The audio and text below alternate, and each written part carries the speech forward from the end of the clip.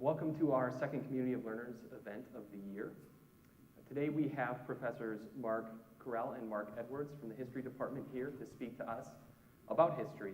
They each recently have written monographs in their respective fields, and so I hope that we will engage. I will be asking them some questions, and then we'll have time at the end, if there is time, for you to ask questions as well. Mark Edwards will be our first presenter.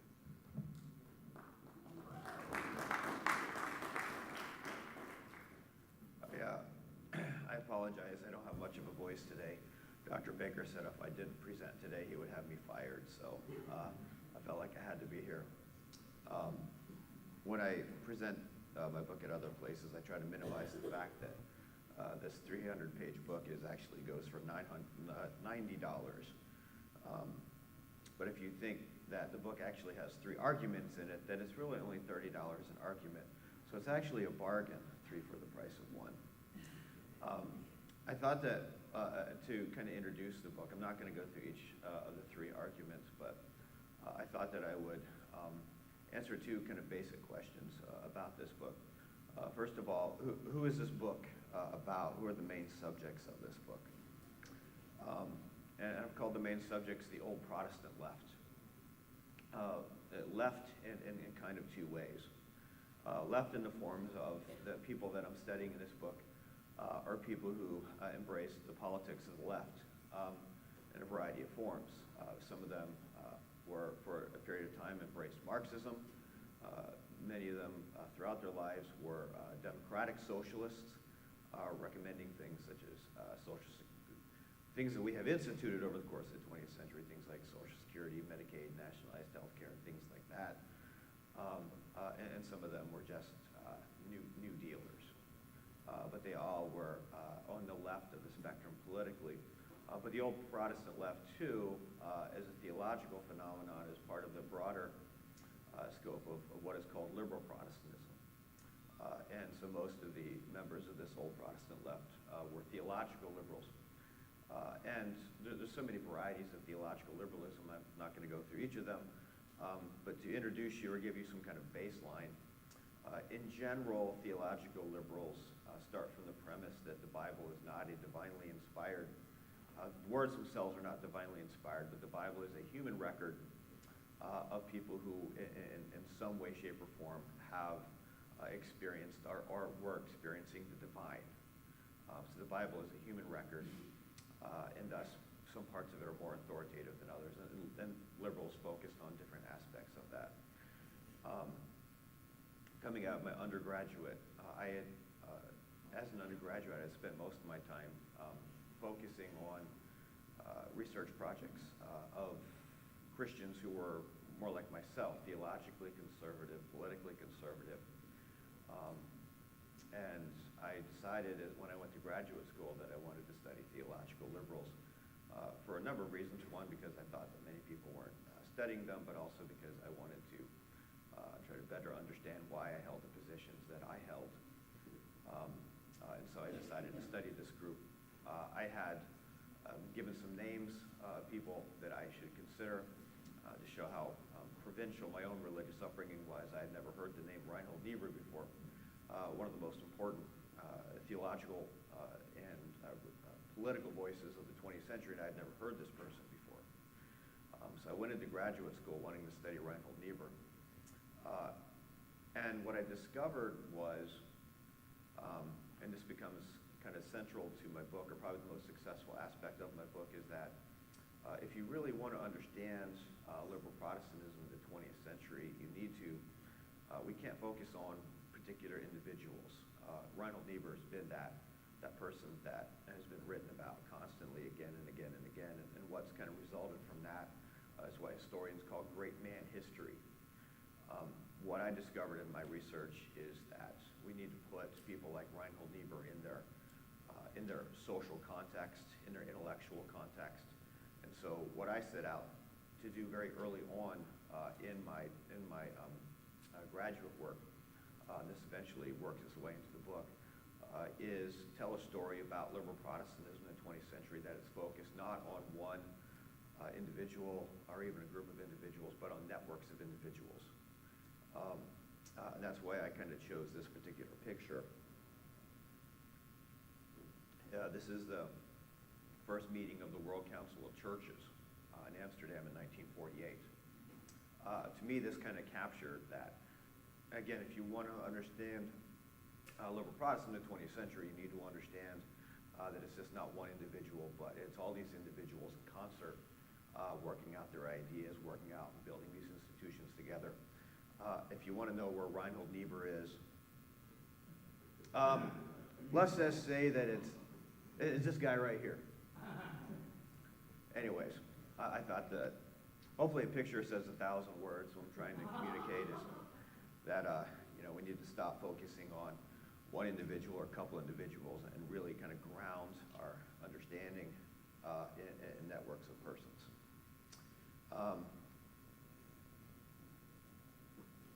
Next question about my book is, what do I say about this old Protestant left? This has been a challenge for me because, as I said, theologically, a little less politically, but theologically, I don't have a lot in common with liberal Protestants. And it took me a long time through graduate school to find a way of being able to talk in sympathetic terms about these groups. For instance, if you read my master's thesis,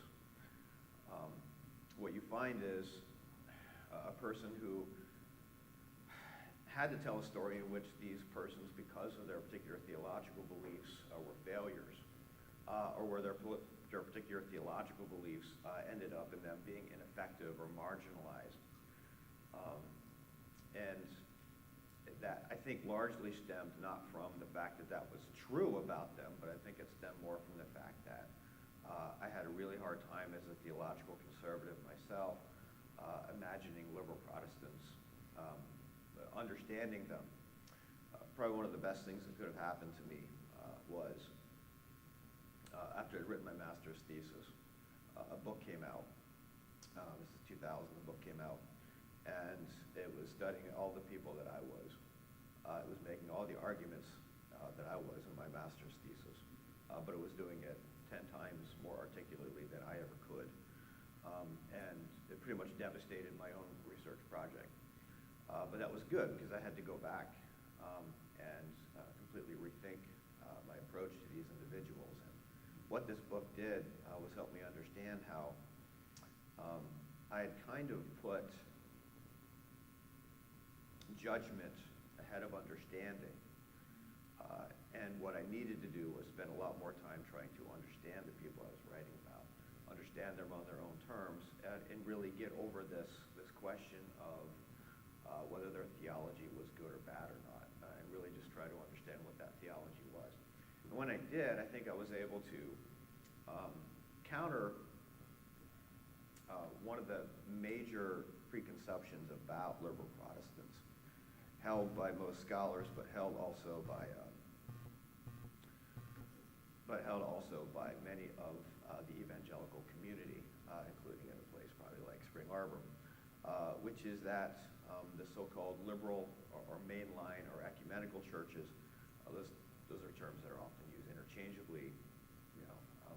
They shouldn't be, but we don't have time for that today. That the reason these churches have struggled, especially since the 1970s, is that they've accommodated the thought forms and the culture of the world, that they have lost their tension with the world, and they really offer nothing that the world doesn't already offer, and so they've kind of lost their people, they've lost their influence from that time. And I think that's a preconception that still guides a lot of scholars. It's certainly a preconception that guides a lot of the evangelical community.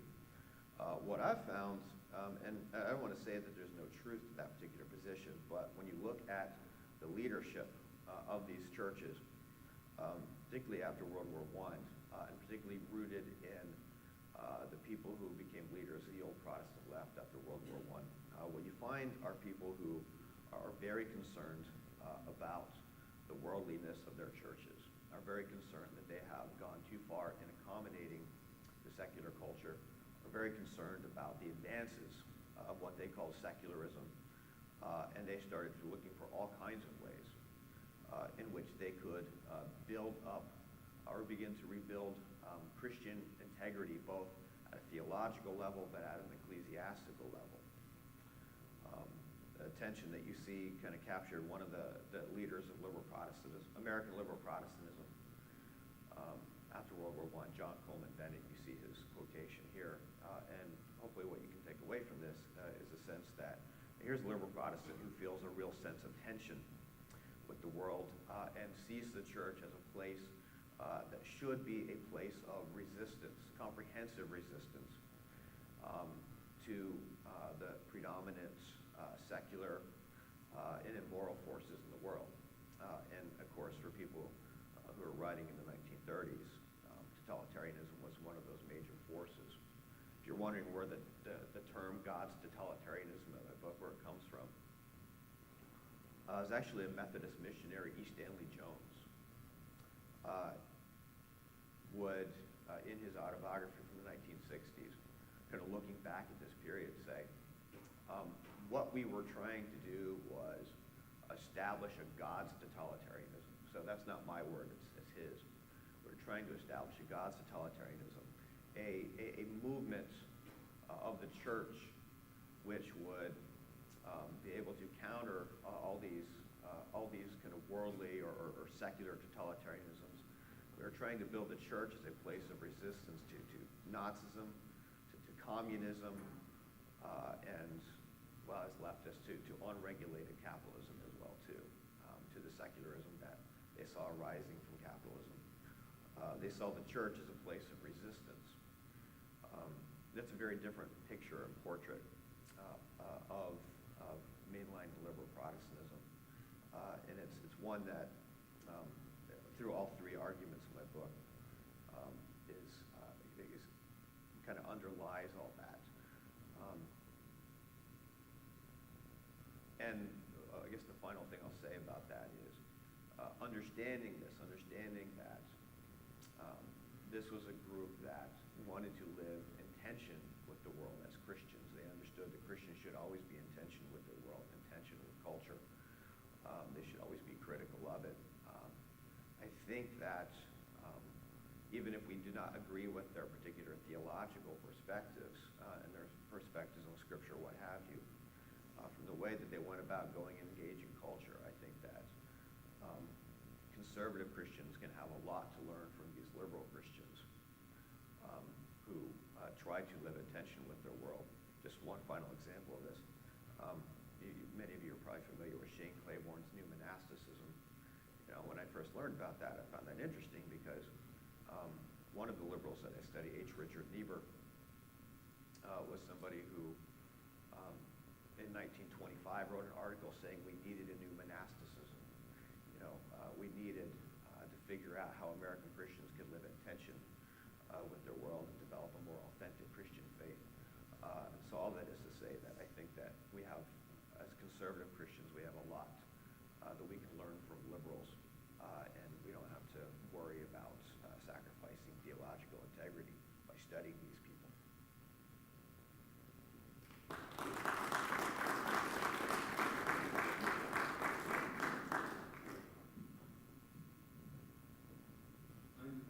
Mark Correll, and I also am fortunate to have a book coming out, so it's not out yet, and it's a lot of the motivations for it are similar to Dr. Edwards, so it's exciting to sort of hear this and see the similarities between the two. So if you are wondering what kind of gift you can give to the person who already has everything, you can feel free to look at this. It is actually already posted on Amazon. There's not a real cover yet, so I had to come up with what I think it's probably going to look like. And yeah, so my motivations for going into studying, now I didn't study the American church, I studied instead the German church, but my motivation was fundamentally the same as Dr. Edwards's.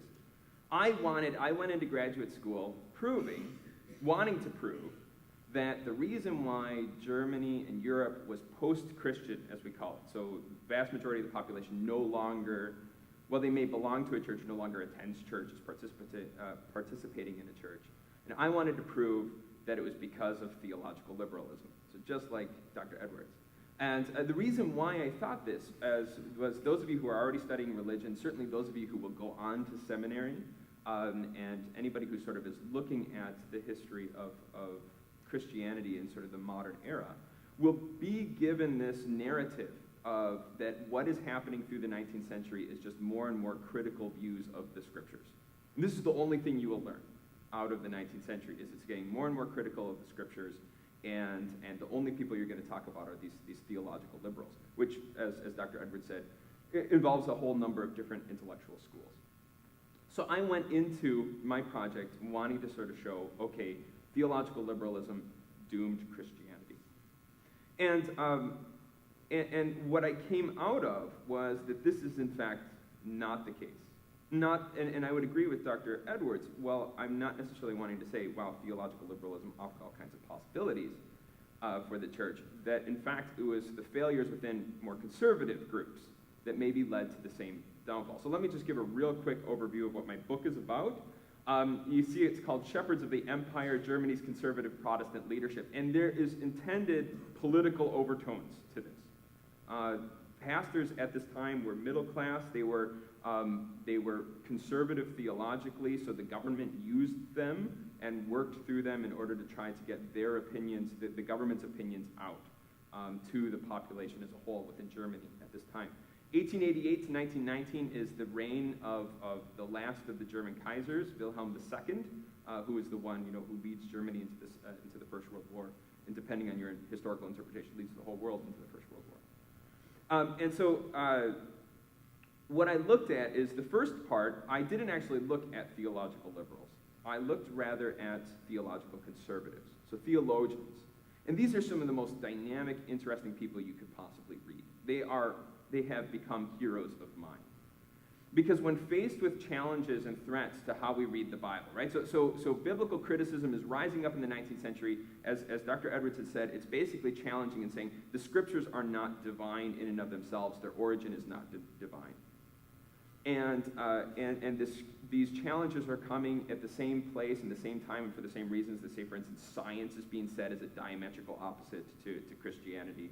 That you have challenges like Marxism that are saying that Christianity is merely the opiate of the people. All of these different sort of modern forces are coalescing and appear, at least to many Christians, as threatening the church.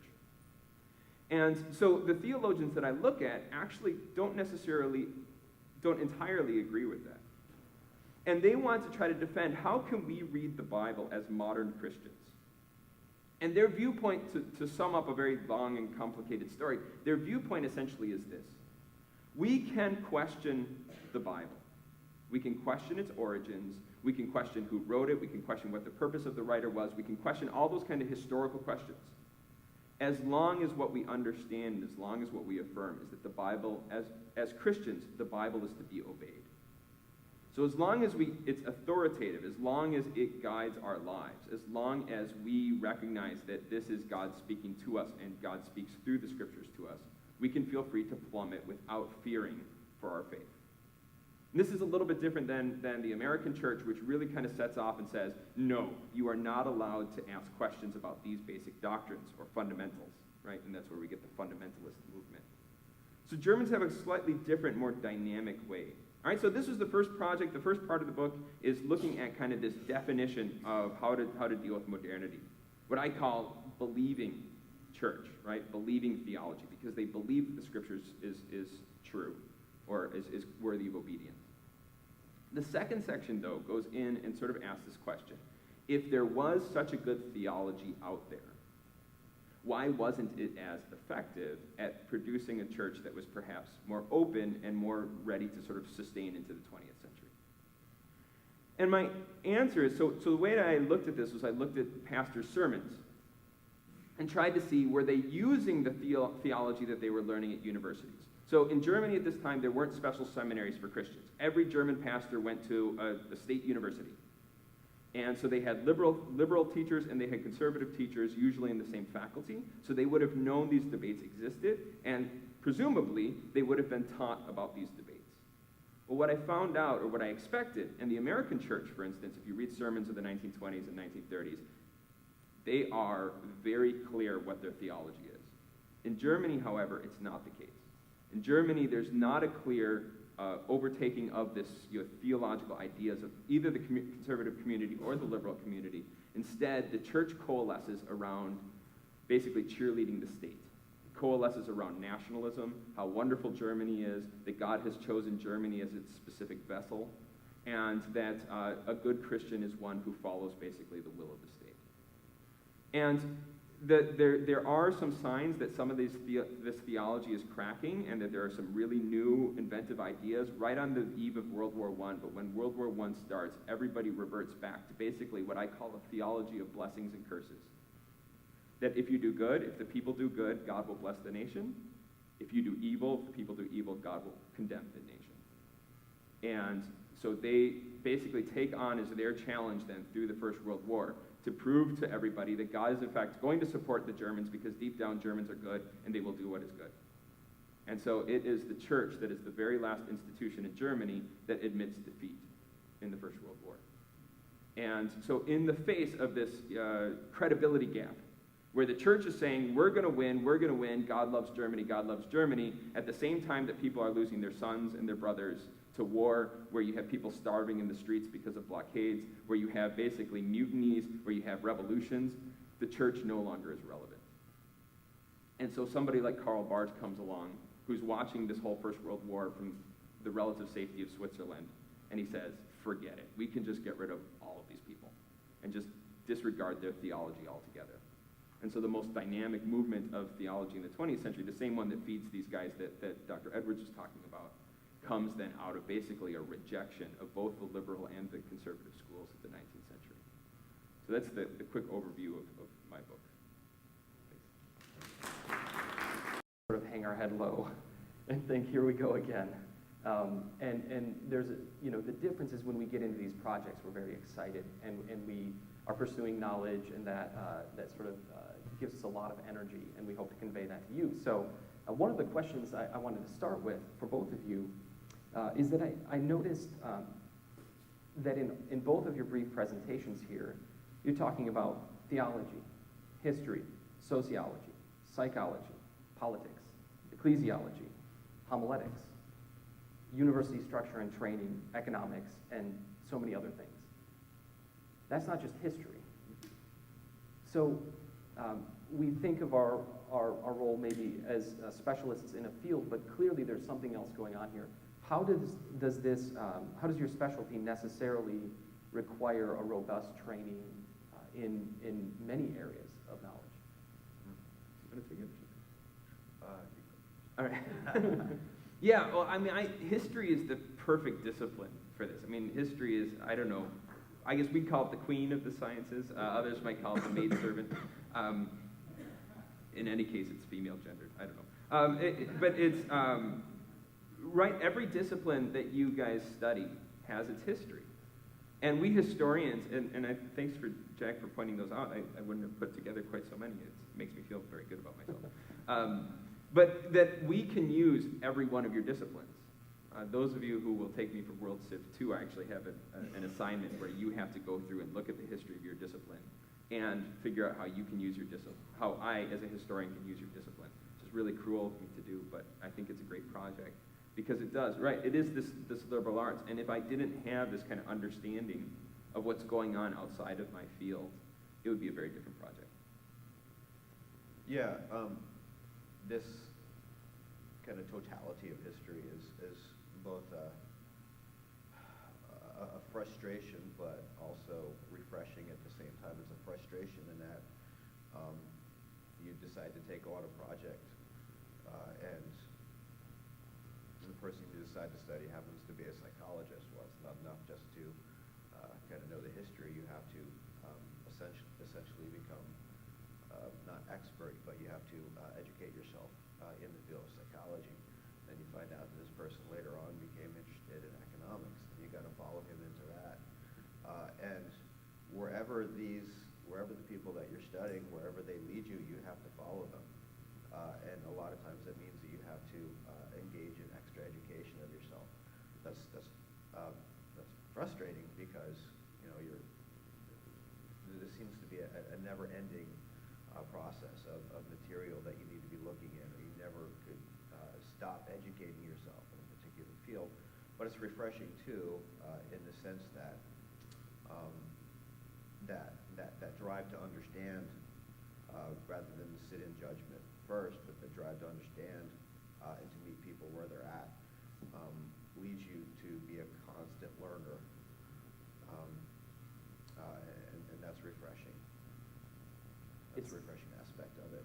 It seems like that's not unlike what Dorothy Sayers says about the tools of learning, that maybe you don't need to be an expert in economics, but you better learn something about it if you're going to write about it. If you're going to speak to that, you need to have the tools or the ability to approach that field and know how to learn the language of that field. Another question I have for you. It seems history is a field bound to documentation, to sources. And I'd like you both to maybe take a second to speak to your work with primary sources and secondary sources and how that shapes your studies. I think this is a pretty easy question for Dr. Correll and I, just because we would both type ourselves as intellectual historians. And I think one of the reasons that we are is because, in some ways, intellectual historians have it easy. Could you define what intellectual historian is? An intellectual historian is somebody who studies ideas. Within that, an intellectual historian studies intellectuals, so people who traffic in ideas. Generally, this means people who write. And so our sources are fairly easy to find, right? I mean, we pick people because they write books, so we go and we get their books, we read their books, and then we try to explain and understand their books. And so sources for an intellectual historian are in some ways easy to come about. It all depends on kind of the nature of the project, but I think certainly for religious history and studying theologians like Dr. Correll and I do, that our sources are mainly, we're writing about people who wrote stuff, and so a lot of our time is spent reading their stuff and then trying to figure out what it is, trying to figure out how to put it all together. So in some ways, intellectual history is a really simple field. It gets a lot more complex when you begin to interrogate, well, just because that person, expressed those ideas, does that mean that anyone else kind of picked up on those ideas or ran with those ideas? The question of reception, which is something I don't get into that much in my book. Dr. Correll does a lot better job of that in his book. That's when intellectual history can become more challenging if you're trying to trace out the ideas and try to figure out, what was this person in their writing? Did it have a popular reception? Where do we find the sources for that? And you can find that in different places. The nicest place to find that always is to go into archives, and because people wrote these books, and so people read the books and they wrote letters back to these people, and this writer decided to save the letters in a file someplace, which eventually end up in an archives, and then I can go and look at that. Where do you go? If they happen to save their stuff and offer to donate it, or the family offers to donate it to a particular library or some other institution, or if they're really important and the National Archives or the Library of Congress decides to take it on in Washington, then this stuff gets preserved. It may or may not get processed if it's the bigger universities or one of the Washington archives, then it probably gets processed pretty well. Dr. Correll's experience is probably pretty the same, that probably about half of the collections I looked at were on-process material, so I probably missed a lot of interesting stuff just because on-process stuff is, this person, and you know how organized you are yourselves, how organized we are. You've looked and you've seen our offices with stuff thrown around. Yeah, what these guys do is they just throw everything in a box, and that box then becomes the purview of the archive. And if it's unprocessed, then you just go and you have to kind of funnel your way through this box, and maybe there's something interesting, maybe not. But the collections have been organized, something you would encounter in the National Archives, for instance, make it a lot easier to answer these questions. The first time I went to Washington, D.C. to work in the Library of Congress on the Reinhold Niebuhr papers, for instance, I was reading through his letters to him are organized very easily alphabetically. One of the most interesting files is the miscellaneous file for each of the letters. So miscellaneous L, miscellaneous N. In those files were letters from people who were not well known or not considered famous. It might just be some. I read some of these letters. One was a farmer's wife who had heard Reinhold Niebuhr speak. And took offense to the fact that Niebuhr was referred to as Reverend, and she didn't think that anyone should be referred to as Reverend. And so she wrote this letter, and amazingly, Niebuhr wrote this nasty letter back to her. Like, why would you do this? Why would you pick on this poor woman? So it was a fascinating exchange, and I got the idea that, wow, this would be neat if I wanted to take the time and go through all these miscellaneous files here. They would help me get at how did people think about what was Reinhold Niebuhr's impact among kind of average Americans, people who are not necessarily theologians or pastors, but like this farmer's wife. Why did they read a Niebuhr? Why did they go to we could get at it from these letters, and I thought that would make an interesting project. I didn't think anything of it, and then a couple years later, a guy wrote a book in which he had gone through the miscellaneous files and done exactly what I thought, and that it's a big hit and everything. And I'm like, But isn't that part of the process, though, right? Is that there are so many good ideas you could pursue, but at some point we have limits, and we can only do so much. Yeah, I mean, I think that those of you who are considering graduate work understand you will be delving into one project that nobody else cares about. And you will have to wake up every morning and continue to write and continue to work on it, right? So it gets to be 400, 500 pages, right? And it's got to be something that you're constantly, that this is joy. If you're not enjoying it, and I've seen a lot of people, they burn out. And you will burn out if you don't have that particular thing that wakes you up every morning and says, I want to go back in and write about this. Now, likewise, I didn't have that experience of the unprocessed ones because I worked with Germans. And so everything was well organized and structured, and the archives were a dream. But yeah, once I spent all this time reading these published works of all these people. And then to go in after that and actually, kind of put my hands on the papers that they wrote, there's a certain exaltation in that feeling, and there's a certain, wonder as you sort of say, this was this person, which is funny because, I'm one of 5 people in the world who cares about this person right now. But, it's like, wow, this is who this person is. I did have a challenge. I have another slide. Let me pull it up. Actually, I left the clicker over there, I think. I had an issue, and it's a little bit hard to see on this. You can sort of see it off on the side. The video beamer is washing out the things. But I had to deal with the issue of paleography when I was in this. And paleography is the study of old hand writings, which is near and dear to Dr. Baker's heart. As a medievalist, that's part and parcel of being what you do. I had to deal with the old script of German handwriting. And this, by the way, is beautiful German handwriting of the 19th century, so they usually weren't this nice. But if you notice, the script and the letters, the ones that you can see, are quite a bit different than the way that we use it. So this was an added hurdle or an added obstacle, was that I not only had to learn the German well enough to be able to read the documents, I also had to read these German documents in a handwriting that was totally foreign from what I used.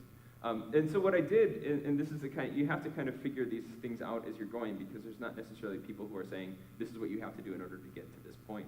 So I just learned how to write it. So if you look in my sort of big conspiracy notebook here,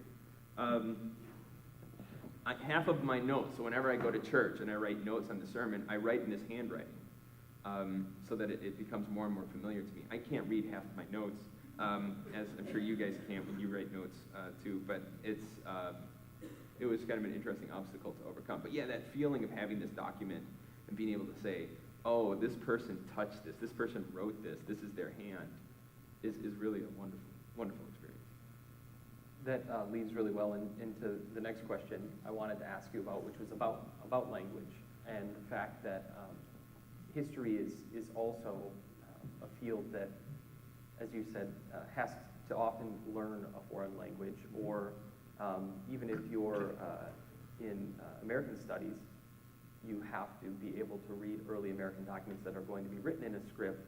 We're not teaching students cursive any longer. I think third grade they get a little bit of cursive, but after that, not a whole lot at most schools. So in 40 years, most high schoolers won't be able to read our founding documents in our nation. Probably will have difficulty doing so.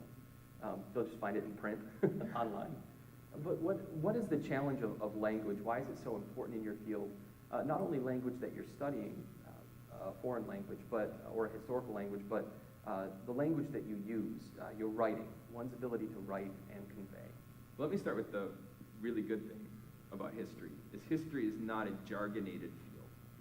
You don't usually have to learn, right? So a lot of disciplines, you almost spend your first year of graduate school just simply learning the language of the discipline, and you go back and you retake the courses again, or the same materials in order to kind of catch up.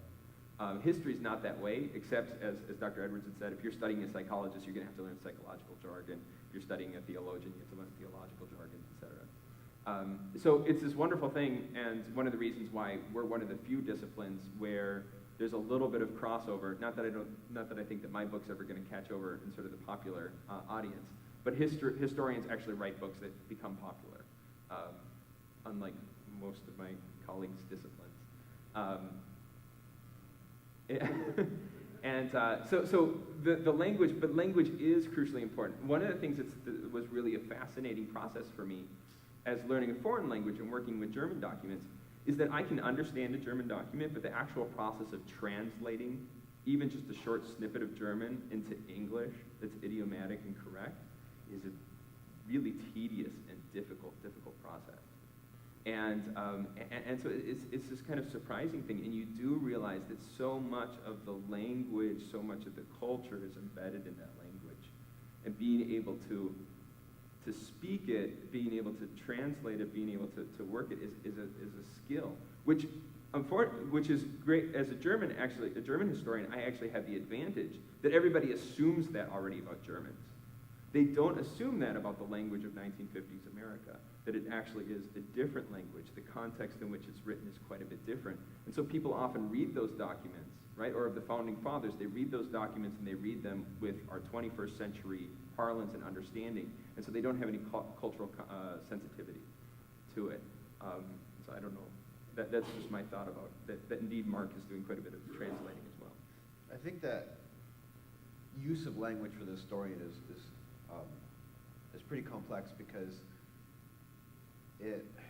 language is the way that we express what history is, and the problem is we don't exactly know what history is. The way that history has developed, particularly since the 19th century, and especially today, this is a tension that's felt. We don't know whether we want history to be a science or a humanity. We're not sure whether history is closer to biology or closer to English. Meaning, what are historians supposed to do? Are historians supposed to kind of gather the facts, put together the hypothesis, and present that in precise kinds of ways, and so which calls upon us to use a really exact terminology to precisely define terms, to be as clear as we possibly can, or are we supposed to be storytellers? Are we supposed to tell good stories, in which case we use language a little bit more creatively, a little bit more loosely into that? I think that some historians, a number of historians, balance that dual task of the historian to define terms in very specific kinds of ways, present the facts in accurate kind of ways, and yet tell a good story. I think some historians do that better than others. As my students in 142 will find out next semester, I don't do that as well as others. I'm much more primarily on kind of the literary side. And as a consequence, I struggle with having that kind of using language and using terminology in indefinite kind of terms. So take a phrase like liberal Protestantism, for instance. That's where the kind of tension over what history is kind of comes into play. The narrative storytelling part of history wants us to be able to use liberal Protestantism loosely. The social scientific aspect wants us to, when we use liberal Protestantism, who exactly do you mean there? What do you mean by that phrase? And what's all the precision put on that? And the historian is tasked with balancing out, using language very precisely, yet also having to do scientific work within a narrative framework, which then forces on us all the kind of creativity and discipline of humanity and of the English profession. As I said, some historians do that better than others. I don't think I do that all that well. I feel like I'm a novelist working in the history field, and so people are constantly having questions about my use of terminology. So how is history essential to a Christian liberal arts institution like Spring Arbor University? We live in a world that's, you're constantly being bombarded with historical messages, right? So your pastor is telling you a historical message. Both political parties tell you historical messages. Your parents, when they're making you feel guilty about not calling them more often, are telling you a historical message because they're talking about, how they took care of you when you were young, and how long it took to give birth to you, and those kinds of things, right? So the context in which we live is so central, and the way that people can shape those discussions of this is where we came from and this is where we're heading is what will motivate you to act.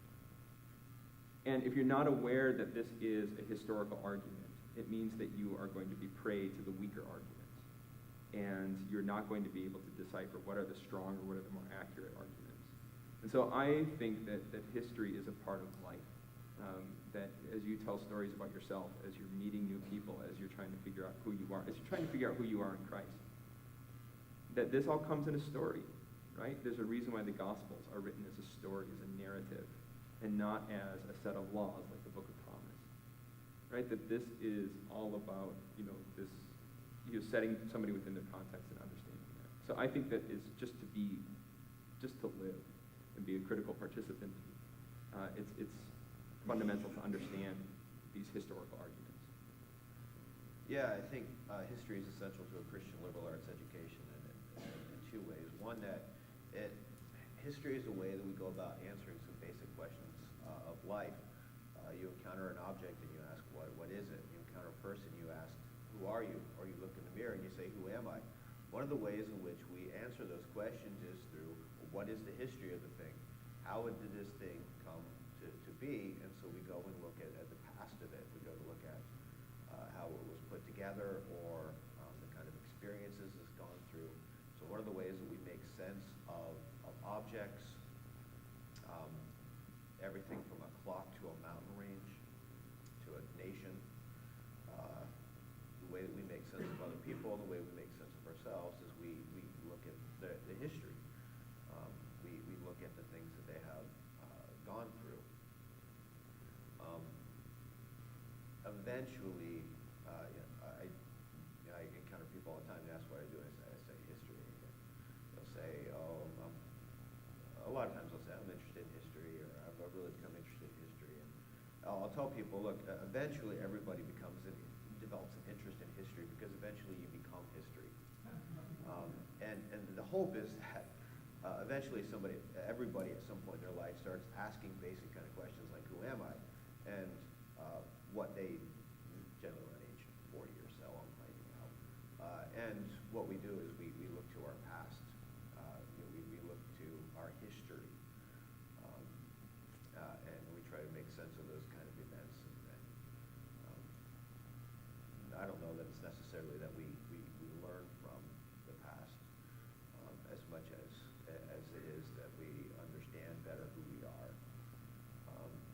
that history is not, I wouldn't say that history is a foundational discipline as much as history works with other fields, like, all the basic disciplines. All of those disciplines use history, and history works with all those different disciplines to answer these basic questions. What is that? Who are you? Who am I? History answers those things. The other thing I would say that history is valuable for a liberal arts education is it helps us refine basic skills that are successful to becoming a liberally educated person. Things such as written and oral communication, critical thinking, being able to form arguments from evidence that is appropriate to the argument and sufficient for that particular argument. All these kind of things that we associate with being a liberally educated person, a person who is not bound by prejudice or slave to ideology, but a person who is truly independent. All these kinds of skills, history helps hone these skills. Well, it seems today that you've both described history as a way of thinking, as a methodology, a way of life in some ways, not simply the consumption and regurgitation of dates and information. Absolutely. And I hope that has come across to you all. We thank you both for being here. I think we don't have a lot of time for questions, but if you have some, please do come up. Both professors will be around for a few minutes at least. So join me in thanking them. Thank you.